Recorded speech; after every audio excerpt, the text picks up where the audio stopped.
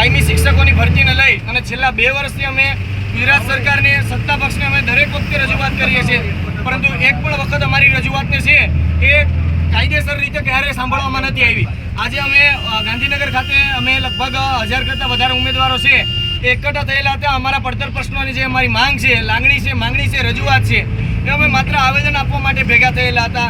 તો અમને પોલીસ પ્રશાસનને આગળ કરી અને અટકાયતી પગલાં લઈ અને અમને કાયદેસરના ડિટેન કરવામાં આવ્યા।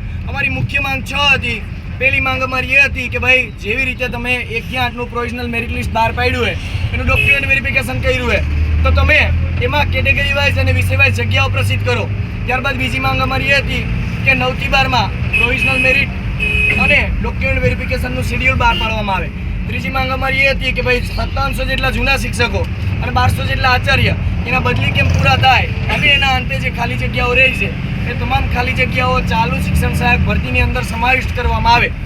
પાંચમી માંગ અમારી એના પછીની માંગ એ હતી કે ભાઈ વિદ્યા સહાયકનો ગત વર્ષે 22/11/2024ના રોજ જે 2750નો વિદ્યા સહાયકનો મંજૂર થયેલો પરિપત્ર હતો એ ચાલુ વિદ્યા સહાયક 13852માં જગ્યા વધારાના રૂપે સમાવિષ્ટ કરવામાં આવે અને 1 થી 5ની અંદર 31/5/2025ની સ્થિતિએ 22000 શિક્ષકોની ઘટ પડવાની છે, તો એની સામે માત્ર 5000ની ભરતી કેમ? અને છેલ્લી માંગ અમારી એ હતી કે 2 વર્ષ થઈ ગયા અમારે આ આંદોલનને કરીને, તો અમારી છે એ ઉનાળા પહેલાં નિમણૂક પત્ર તમામ 24700ને એનાયત કરવામાં આવે। મીડિયા મિત્રોને અને તમામ ઉમેદવારોને અમારી એક જ અરજ છે કે અમારી આ માંગને વધુમાં વધુ લોકો સુધી પહોંચાડો અને સરકારને પણ અમે 2 હાથ અને ત્રીજું મસ્તક નમાઈને કહીએ છીએ કે અમારી માંગણી સ્વીકારવામાં આવે। કાયમી શિક્ષકની ભરતી કરો, કાયમી શિક્ષકની ભરતી કરો।